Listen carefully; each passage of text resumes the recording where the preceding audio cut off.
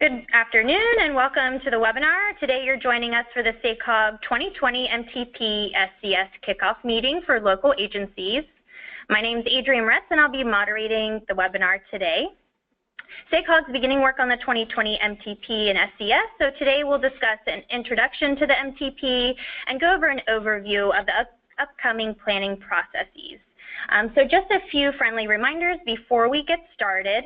This webinar is recorded and will be posted to the SACOG website within 5 business days. If you have a question, please type them in the question box and we'll pause throughout the presentation to answer your questions. So today we're joined by SACOG's Chief Executive Officer, James Corliss, and the MTP project team members, Clint Holson and Jennifer Hargrove. Again, my name is Adrienne Retz of the communications team. So today we'll be discussing opening remarks from James, and then we'll go into details about the MTP, including a brief overview of the project, our process for the 2020 update. We'll also discuss policy framework and growth projections, and then we'll conclude with a question and answer section. So without further ado, I'm going to turn it over to James. Great, thanks Adrienne, thanks so much. Really appreciate everybody being on the webinar this afternoon for what I believe is such an important topic, such an important piece of work for our region.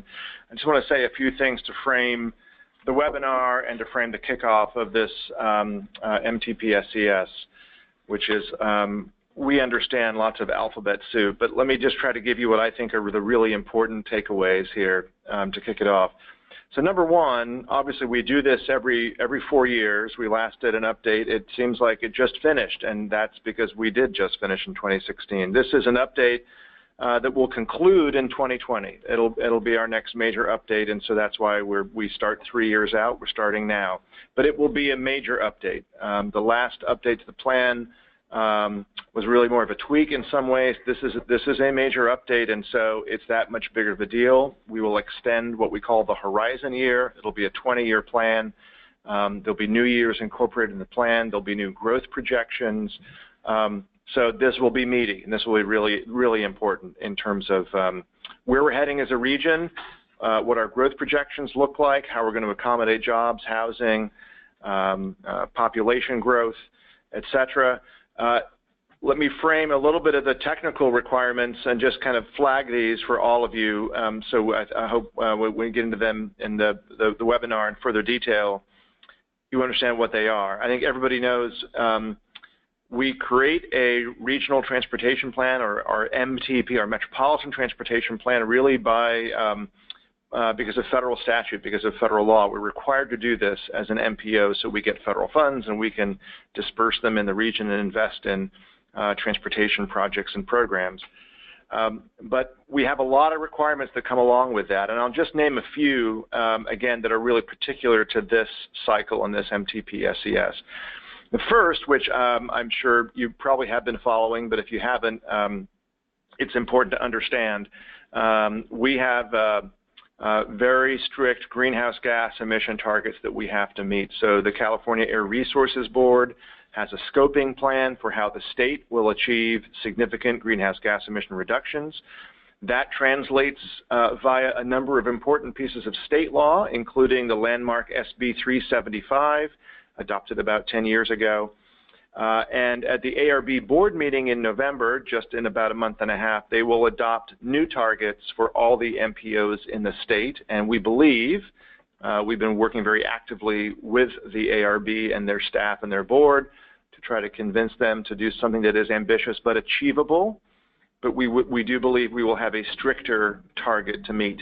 So that's number one. Number two, for those of you on the agency staff, this is what we call a RHNA cycle, Regional Housing Needs Allocation Cycle. This is really important. The plan kicks into our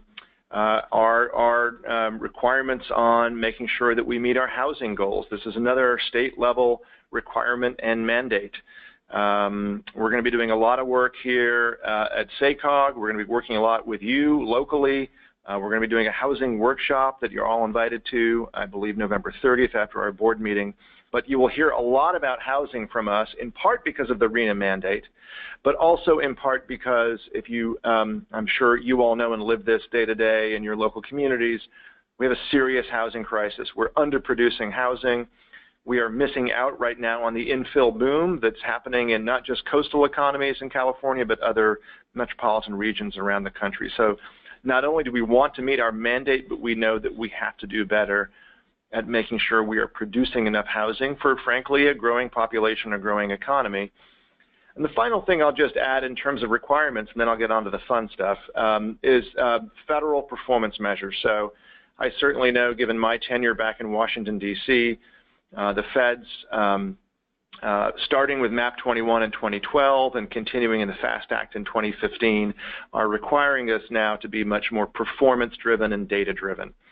Now, that's not a bad thing for many of us here. I certainly believe that we in California and here in this region where we sort of lead the nation in data-driven processes, but both, again, through federal requirement, but also because we want to be more data-driven and more quantitative. You're going to be seeing a lot more analysis through this MTP cycle. You're going to be seeing, if you haven't been engaged already, you'll be hearing about benefit cost analysis and project performance outcomes and all kinds of data that we want to bring to this process. We want to be as data-driven as we possibly can. So that's, again, there are many other requirements, but it's important to understand that as we think about what's possible, we think about the future growth of the region, that we all understand we have to meet certain requirements. We really want to meet the greenhouse gas targets so that we are what we call a sustainable community strategy. An SCS, we're an approved SCS, which allows us to compete for statewide competitive funds. That's a very important part of that SCS component. Having said all that, and I will just kind of close by saying, as a new CEO and a newcomer to the region, I am also asking lots of questions about the moment that we have right now in this region. And I think it is nothing but optimistic.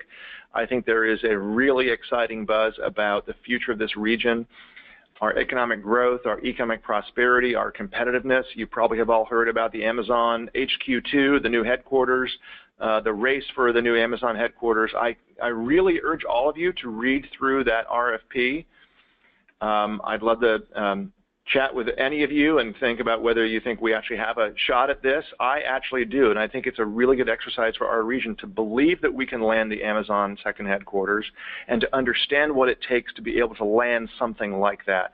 And I would submit that smart transportation investments and smart growth and the blueprint and everything else are part of our recipe for being able to land something like Amazon HQ2. And that is all by way of saying, I want this next MTP, us in the 6-county region, to really support a framework around economic prosperity and competitiveness. I will talk a lot more about that in the months to come. You will hear lots of that from me. We are talking to lots of business groups, the Metro Chamber, GSAC, and many others about what does an infrastructure plan look like that could really help us take advantage of what I think is a remarkable momentum that we have here in this region. We're getting a lot of notice. We're getting a lot of buzz. We're getting people calling me, even from the Bay Area, saying, hey, what's it like to move to Sacramento? Should we make the move because we're tired of the Bay Area and the grind? And we're looking at other places, frankly, not just in California, but elsewhere across the country, Denver, Nashville, Indianapolis, Salt Lake City, that I think are great analogs for us, again, from an economic prosperity frame for us to follow. So we're going to be asking a lot of questions about how we build this plan to support economic prosperity. Part of that is being really attuned to the different needs of urban, suburban, rural communities, that we have a really diverse region, and listening to all of you, understanding your challenges, understanding your investment needs and your projects, and making it all add up to something that at the end of the day, when we adopt this in 2020, I think will be something we can be proud of and will help us build that kind of future that I think we all want. So with that, this is obviously the first bite of the apple here. I know you're going to be given a lot of information in the webinar, but I think all of us on staff here really want to do the best job we can at engaging, making sure we talk to not just you, but also your stakeholders locally. And back to that economic prosperity frame, if you have businesses, local chambers, workforce development folks, people that we should be engaging, we'd love to hear from you about that. So with that, Adrienne, happy to turn it back over. All right, James, thank you very much for that great introduction. Before we launch into our full agenda and talk about the MTP, we're going to launch a quick poll. So if you don't mind participating, this will really help us throughout the presentation.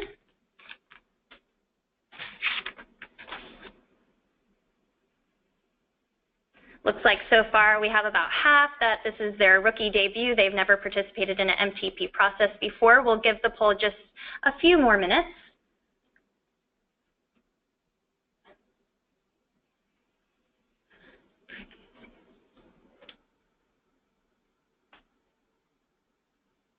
Okay, great. It looks like we've collected most of the responses. So it looks like about 40% of you, this is your first time participating in the MTP process. About 22% have done 3 or more, so a good mix of people. So today we'll do a broad overview, but we can really learn a lot from these type of polls. So we'll issue one more and then we'll get into the agenda.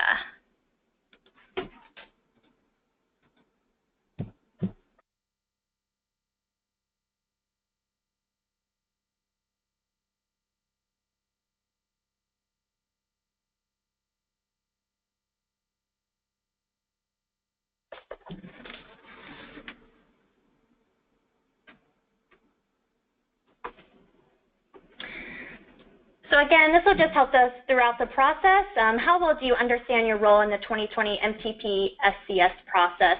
And throughout this, hopefully you'll be able to learn more about the processes that we're going through throughout this cycle, how you can be involved, and if you need to reach out, who you can do that with. So we'll give this poll just a few moments.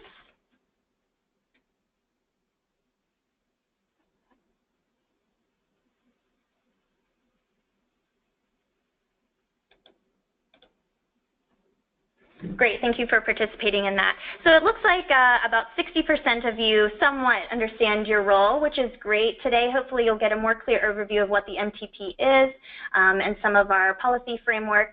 So with that, we're going to introduce our first speaker. Clint Holtzen is the MTP project manager, and so he's going to talk to you about the MTP and what it is. So I think James already gave you kind of a good overview of why we do the plan. It's a federally required document, what the state requirements are of that document.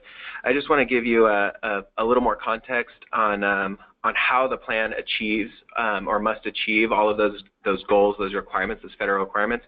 The plan's fairly unique in that it has to achieve all of these things within the bounds of certain constraints. The plan's constrained in time.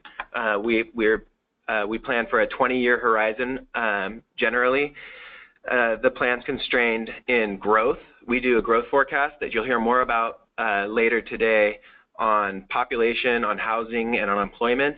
And then the plan is also constrained by budget. So we do a robust budget forecast for the plan, and our transportation investments in the plan need to be constrained to what we think we can afford over that 20-year period. James mentioned that this plan in particular is coming along with the regional housing needs allocation process. That will be something you hear a lot more about going forward. Some of the outcomes that we strive for and have achieved in previous plans by combining the land use strategies and transportation strategies largely pulled from your local planning efforts is a reduced reliance on driving passenger vehicles, allowing more people to utilize transit and walking and biking to get around in the region, and then demonstrating improvements to air quality. This plan needs to demonstrate that this region is improving air quality. We're in a non-attainment area, meaning we have pollution that is beyond the standards that the federal government deems are safe. This plan needs to come up with a way of reining those in and giving us all healthier air to breathe. And then finally, the greenhouse gas reduction targets that James mentioned is something that's really important to this region. It can serve in the SCS as a pathway to streamlining, to environmental report streamlining for certain land use projects. And then as James mentioned, there are more and more state funding programs that are tying themselves to the achievement of these greenhouse gases. It's really important for our region's competitiveness in those programs that we have an SCS that conforms to those targets. And then finally, if any of you are calling in from El Dorado County or Placer County, we are the Regional Transportation Planning Agency for the 4-county region. El Dorado and Placer, you will both be undergoing your own process to develop regional transportation plans with the El Dorado County Transportation Commission and the Placer County Transportation Planning Agency. And we'll be working very closely with both of those agencies over the next couple of years to make sure that we have a coordinated planning effort. Your regional transportation plans, your county transportation plans will be incorporated into our MTP SCS. And so you'll be hearing a lot from those two agencies, but we'll be sitting down with the executives and the staff from there really to coordinate these efforts. So with that, I think I will turn it over to Jen to give you, do we have questions? I'll turn it over to Jen to give you an idea of the process coming up on how we will interact with you throughout this process. But feel free to type in any questions at any time if you've got some for us about what the MTP is. We'll talk a lot more about your role. And if you don't fully understand everything at the end of this webinar, please don't hesitate to reach out to anyone at SACOG. We'd be more than happy to have a conversation with you about what the expectations are of us, what your expectations are, and what will be coming to you to get help with. Yeah, and just to also follow up on what Clint said, the webinar will go up on the website, but we're also starting a 2020 MTP SCS website. So after the meeting, we'll send you the link to that website and a few other materials that we're going to be going over today. So today was just really trying to give you high-level summary of some of the things that we have going on to date, but we will, after the webinar, point you to more detailed information and staff contacts for any questions that you might have that don't get addressed here. So as Clint said, we do the update every 4 years, but it does take just over 2 years to do it. So we have a calendar of what this 2020 update process will look like. There's just the major milestones listed here, starting with the first action that we'll be asking our board for in November, which is on a policy framework and growth projections. We will spend some time on the webinar today talking about both of those things. Since this is just a high-level summary, we will be developing a more detailed process map in the next few months, and that will go out to everyone once we have it. And it will also find a home on our MTP website. So like I said, we're trying to create this 2020 MTP website that will be the main hub for all MTP-related information, sort of similar to what you guys usually do for general plan updates, where it kind of gets its own site and you can find the project timeline, project documents, project contacts very easily. So we're hoping to set that up. That's sort of new for us this time around. Just like these webinars are, we're trying new methods of outreach for this plan cycle. See how that goes. The next, all right, there we go. Because the project is 2 years long, I thought I would just take a minute to dive into the near-term process and relate it to this group specifically, the local member agencies and partners. So if you are a planning or public works staffer and this isn't your first MTP, then you know that we generally kick it off by visiting you at your local jurisdiction. The purpose of these meetings is just mostly information gathering for us. We like to come out and hear about what's been happening in your jurisdiction over the last few years. It gives us a chance to go over anything more specific about the MTP that you want to know, but it also just allows us to hear from you on what's been happening in your communities. So Greg Chu in our office will be reaching out to a contact at each city and county to get these meetings set up. They're fairly land use focused, but because of the transportation and economic connection, we will be asking for planning staff, transportation or public works staff, and economic development staff for these meetings. We're hoping that they take place in October, November, December of this year. So again, look for Greg to be contacting you to set these up, but we're hoping we can sort of make that tour around the region happen by the end of this year.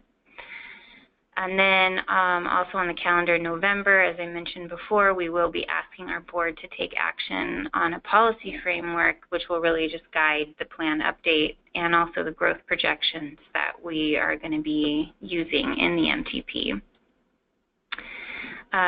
Finally, I just wanted to note that at the end of the year, we will do sort of the first call for projects, where we're asking for all of your planned transportation projects to be sent to us. At that same time, we will be updating our build-out inventory on the land use side. This is where we survey all your general plans and specific plans to see how much housing employment we're planning for as a region at full build-out. And we'll vet that with you in the early part of next year. So that's just sort of the next, 3 to 4, I guess more like 3 to 6 months of really where we will be asking for your direct participation. Certainly you'll be able to follow along the plan process as much as you want through our website and board cycle, but these are the timelines that I think relate to most of the people on the call most directly. So then if there's questions, I'll take those now. Otherwise, I'm going to kick it back to Clint to talk about this policy framework. Just a friendly reminder that if you have any questions, to type them in the question box. Even if you are thinking of a question and need to type it later in the presentation, we'll try to stop throughout to address those. So it looks like we do have a question. Will the LAF codes be included in outreach meeting? Last code. Yeah, typically what we've done is we meet with each member agency each jurisdiction, so each city and county one at a time, and then we've met with all the LAFCOs at once. That's how we did it last plan cycle, so that we aren't inviting the LAFCO to come to, like if you're in the county of Sacramento, that we're not asking them to come to all of those jurisdiction meetings, but we would meet with them individually. So I guess our intent is no, we won't invite you to all of those meetings, but we will reach out and have the same type of kickoff meeting with you to hear about what's been happening in the spheres and annexation worlds as well. Great, thank you, Jen. We do have another question. Will the growth forecasts adopted be on individual jurisdictions or the entire region? And will those be final? Yeah, good question. So the November action that we're talking about is a regional number. So that's the amount of people, population, jobs, households, and housing units that the plan will be looking for at a regional level. Once it's adopted, yes, it will be final. That will be what we're planning for. The jurisdiction level allocation comes in throughout 2018 and gets finalized in 2020 when the plan is adopted. Just high level, we start looking at scenarios probably in the late spring of 2018, and that's when really you'll start seeing jurisdiction-specific estimates for housing and employment under different scenarios, and then a preferred scenario sometime in early 2019. And then, not until the plan is adopted in February of 2020 will that be set. But the first thing we're talking about is this regional set of numbers. Great, thank you.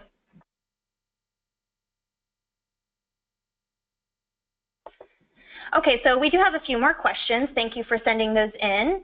Next is, how does the RENA process fit within this schedule? The RENA process really kicks off in most of the work, the heavy lifting for RENA is in 2019. certainly in 2018, we will be talking about housing. We will be talking about scenarios. Right now, we're thinking the plan is probably going to have a 2040 horizon year. And if you've been through it before, we always do a land use forecast or a jurisdiction growth forecast for that horizon year, right? How much growth between 2016 and 2040 in terms of jobs and housing. And then we do some interim year as well. And we're not sure what that interim year will be, but a lot of that work starts happening in 2018. So the connection probably starts there, but the true RENA process will start in 2019. So they definitely overlap and they're connected, and exactly how you go from MTP to RENA is really more of a RENA thing that we'll dive into in late 2018. Great.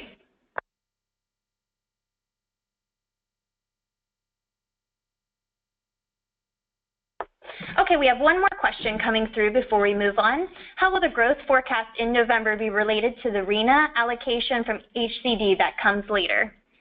Yeah, so HCD, the Housing and Community Development Agency at the state,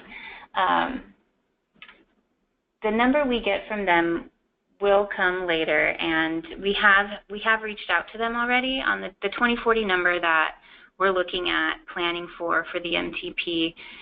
In the past, I think the RENA, I don't want to speculate on what the RENA year is actually going to be, but we'll probably develop an interim year. So between 2016 and 2040, 2040 is the only number being adopted now. At some point, we will pick a point in time. Maybe it's 2030, maybe it's 2035, but another year that's closer to this point in time and develop a growth projection for that.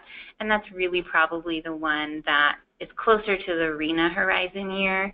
But no, HCD is not going, they aren't required to adopt our number, but we have been working with them on our 2040 projections. They think that they're reasonable and in line with some of the things that they're thinking, but they go through their own projection update process. So we can't really answer that yet, but in the last RENA cycle, we worked very closely with them and actually got them to lower their number because of the data and research that we had done on our own growth projections. And so they're very open to having that conversation with us, at least in terms of the regional number that they assign for us for the RENA purpose.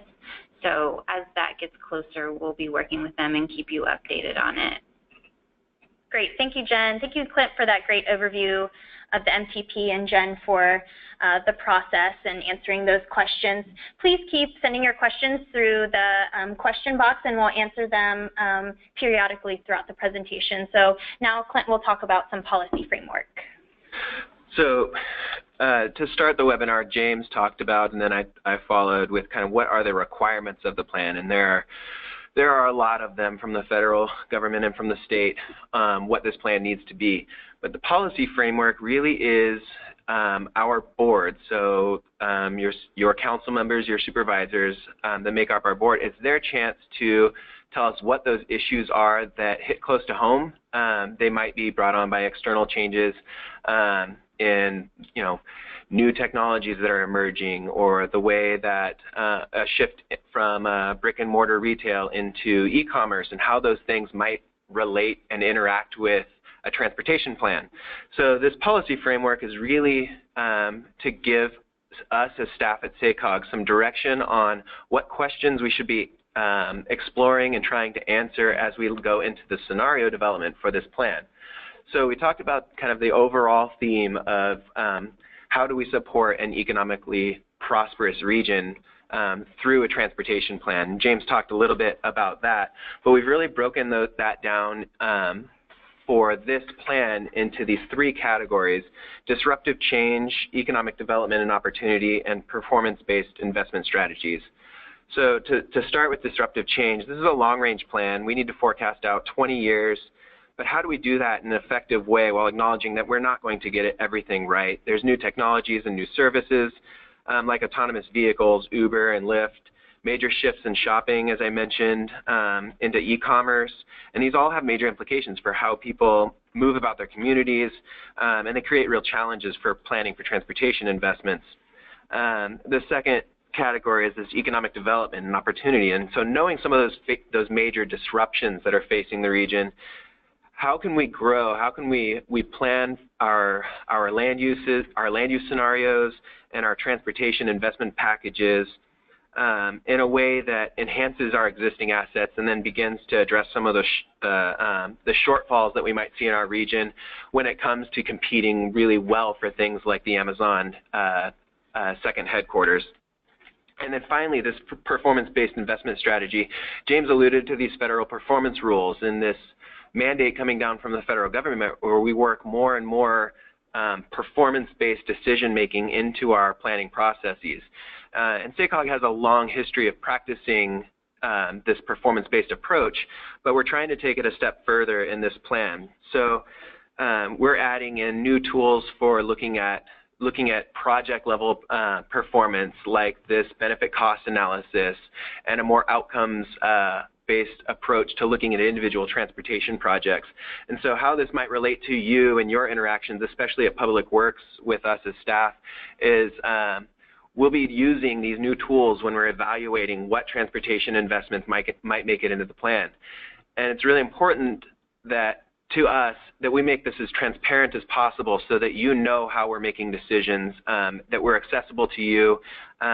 When you will be sending us in December, we'll start a call for projects for transportation investments that would like to be considered for this next update. We want you to know how we're filtering those projects, how we're looking at those projects and analyzing the benefits of those.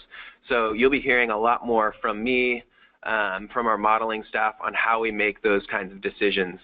And then I think that's all I really have on the policy framework. And I'd be happy to take any questions from the audience right now on what that might mean for you, or if you need some additional clarity.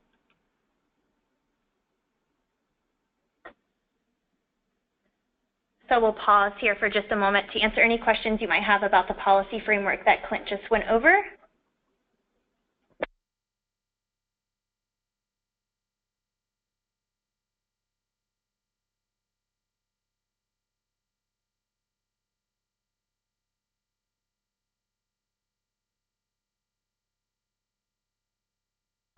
Okay, great. Thanks for pausing there with us. We're going to go ahead and move on to some growth projections for the 2020 update. Earlier this year, we hired a consultant and started a process to update our regional growth projections. I'm not the person who's most familiar with the whole process that we've gone through to date, but I will talk to the draft projections themselves and how they relate to the MTP. I won't be getting too much into how they were developed or any specifics about the demographic changes or industry clusters, employment sectors. If you want more detailed information on any of that, we can follow up. We will follow up with the contact information for our project manager here, but also our board committees are hearing a detailed presentation on these draft growth projections next week. We have one committee meeting on Monday and two committees that are meeting on Thursday at 9. One's at 9, from 9 to 11, and the other is 1 to 3. And the Thursday from 1 to 3 is the afternoon committee, the Land Use and Natural Resources Committee. They'll be getting the most detailed presentation on this. However, all committees will be hearing something on it, including some from our consultant on the project. So if you're really interested in this, I would encourage you to attend any of those meetings, but we will send out the staff report from those meetings as well, so you can have the full report. Also, you can just email us and the project manager, and we can answer any questions that you have if I don't get to them here today. So I'm going to start with a slide from our regional progress report, which if you haven't seen it yet, you'll be getting a link to it after this webinar. This is just this chart on the screen right now is just table setting for why we needed to update our growth projections. There's been, obviously with the recession, a dramatic change in what's been happening in the region over time. And the last time that we updated our regional growth projections was in 2008.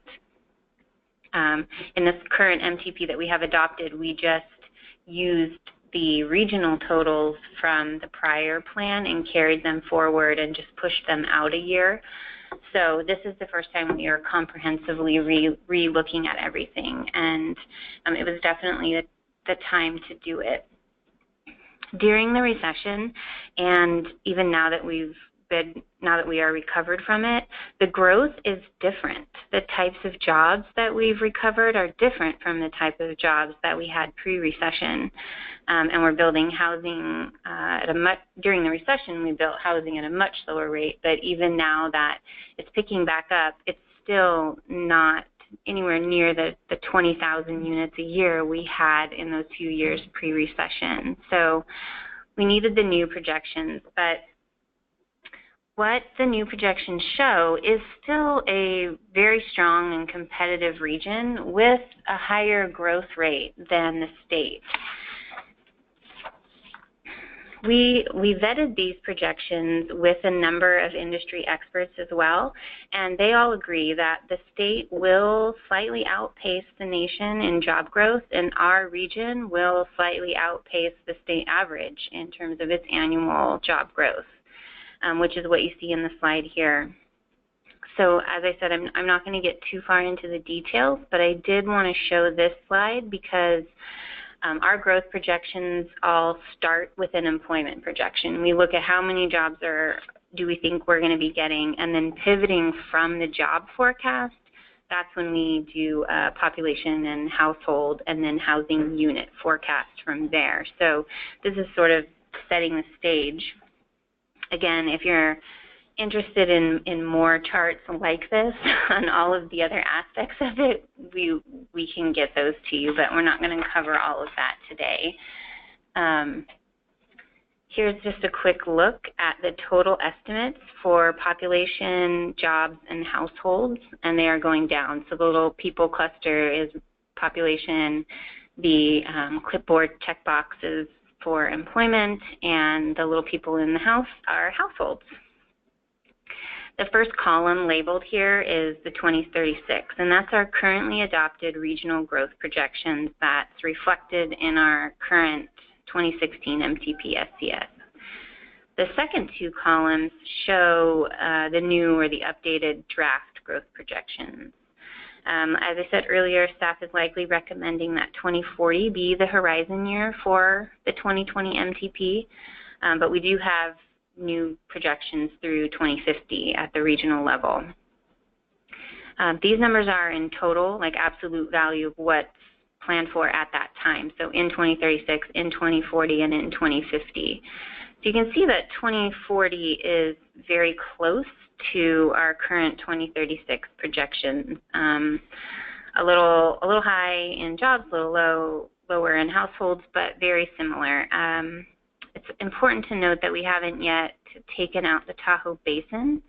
So once we actually do the jurisdiction level planning for the MTP, we take out the Tahoe Basin. So these total numbers for 2040 will come down a little bit once we've accounted for that.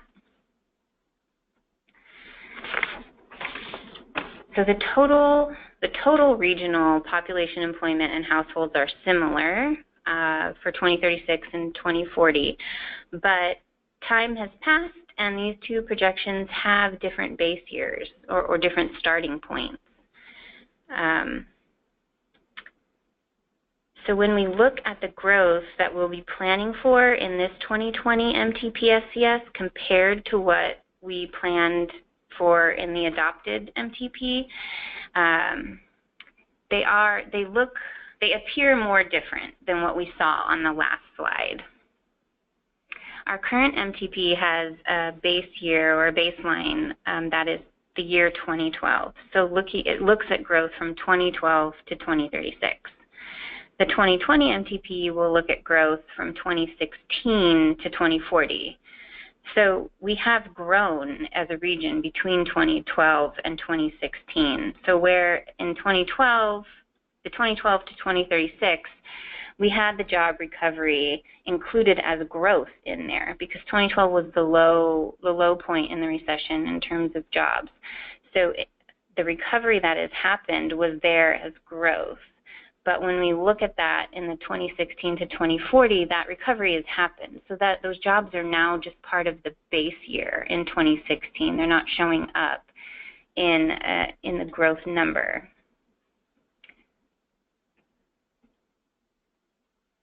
I just want to make sure that that's clear, but I realize the webinar format doesn't let me really ask if that's clear. So if it's not clear, send in a question. But the point that I want to emphasize is that looking at the projections this way might make it look like we're planning for less growth than we have in our current plan. But really we are still planning for a strong and competitive economy. There's just a difference because of the base years are different and the passage of time that has to be accounted for when you look at growth instead of an end year total. So the last thing I want to say, and then I'll look at see if there's any questions, is that these numbers are draft. They do include the basin, which needs to be removed, and we are still doing some reconciliation with the base years. So the numbers you see in that 2016 to 2040 category, what we're talking about for growth, they're going to change a little bit, but this gives you an idea of what we're looking at for the next plan cycle. I'm going to pause there and take any questions.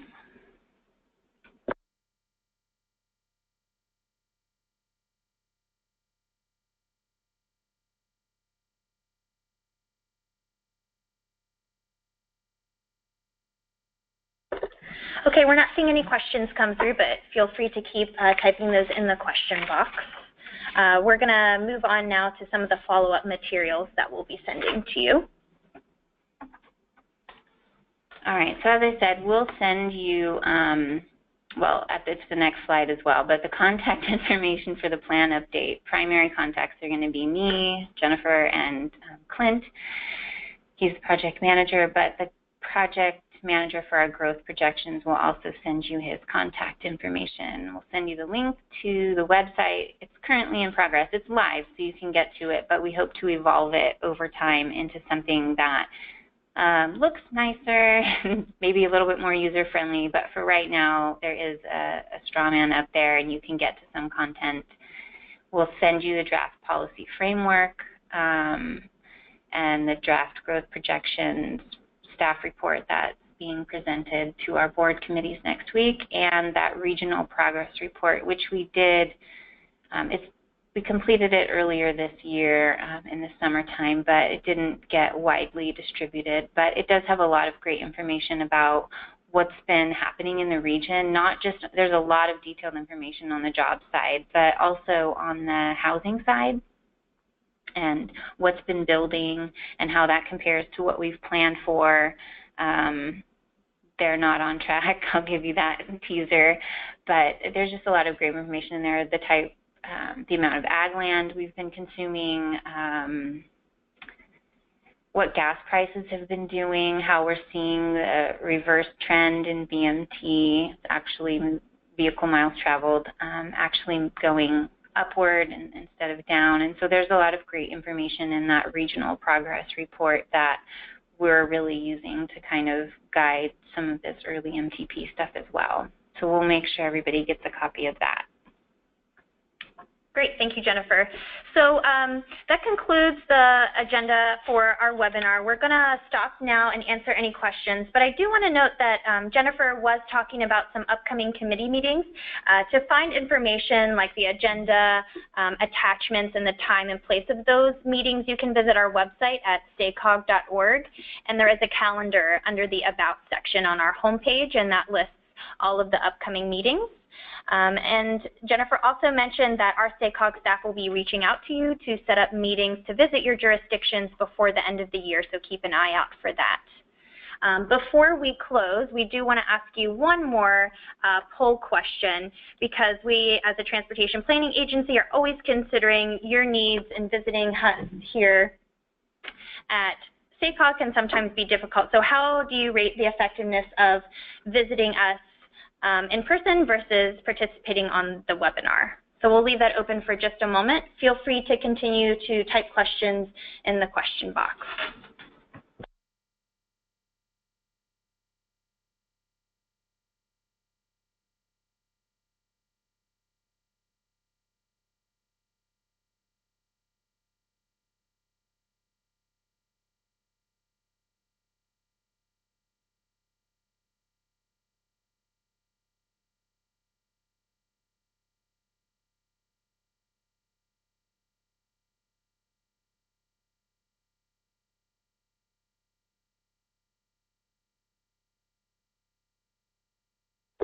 Great, thank you for participating in that. It looks like a good amount of you felt this was a really effective or very effective way to communicate information about our MTP. Yeah, and I just would want to add that I am glad to see that. We don't, in the past, we've used our advisory committee, the planners committee, to really present most of the information around the MTP, but we've disbanded that committee, I guess. So we are planning to do webinars like this, and then the personal outreach that you get from me and Clint directly to you when we have very specific questions about your jurisdictions. But these webinars are probably the main way that we're hoping to do the outreach with you guys and keep you posted on what's happening. So certainly if you have specific feedback, you can email directly me or Clint on any of that. If we can improve these as we go, even as detailed as like you would have liked a lot more information, or we should do a separate webinar on the growth projections, or anything like that would be helpful. Otherwise, we're just going to keep moving forward with these, and I would imagine the next time we try to set one up will be in the early part of 2019. Great, thank you, Jennifer. And that's a great reminder that we are recording today's webinar, and you will receive that via email, and we will post it to our SACOG website. So we do have a question coming in. Do you plan to also meet with the transit agencies? So that's a good question. Yes, we do. We will go to both the Transit Coordinating Committee to give an update similar to this webinar, because that committee is still around and very active, so we'll be there. But then, yes, I think in the past we've received feedback that the transit agencies would really like a little bit more interaction with SACOG staff to get an understanding of how we plan for transit in the MTP. So that's definitely something that I think we'd like to do more of this time around. Great, thank you, Clint.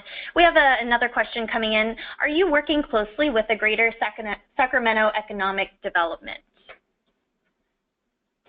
Yes, we are. So James mentioned in the beginning of the webinar this economic prosperity concept. So we've been meeting with with GSAC, with the Greater Sacramento Economic Development group, among others, to help us hone in on exactly how do we define economic prosperity, what are the strategies for being an economic prosperous region, and then where there is a really obvious tie-in, how does a transportation plan support those strategies? So obviously there are elements of economic prosperity that go beyond transportation. So we really want to figure out and use our partners like GSAC that are the experts in those types of things to hone in on how this plan can be a support for that effort. Yeah, another partner I would put with GSAC is Valley Vision and also the chambers. They've all been included in those conversations. James has been working directly with them on what Clint was just talking about, just broader stakeholder engagement as well. Last MTP cycle, we started what we call the sounding board, and it's a group of cross-sector stakeholders that we assembled in the last MTP that are carrying forward in this MTP. So it's representatives from all different sectors of health, housing advocates, developers, environmental groups, equity groups, different groups like that. We bring them together almost on a quarterly basis, but really as needed through the MTP cycle to vet with them this very same information. So we had a meeting with them. They were also presented the framework and the draft growth projections. So pretty much, anytime we're engaging them on something, we're also engaging you on something, but we do it separately. We like for all of, it's separate. Eventually they'll come together, but for now the channels are separate because we like to keep our communication with you more of what we need from you, keeping you informed on the key parts of the plan, and then the things that we're asking them for. It's the same information, but it's a little bit of different format.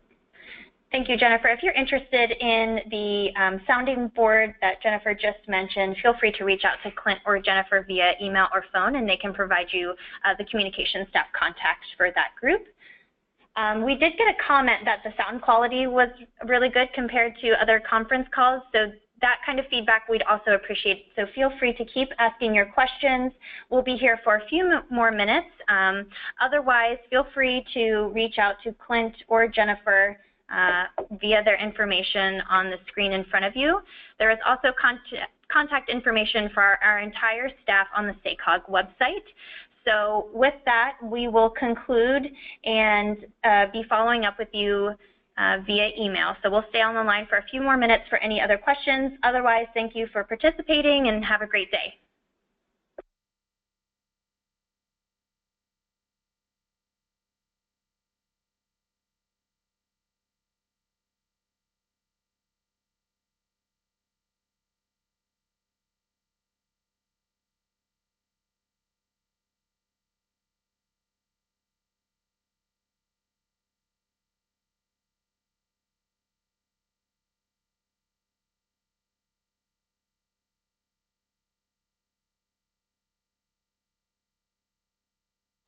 Okay, so we're not seeing any more questions, so we're going to close out the webinar. Thank you again for participating.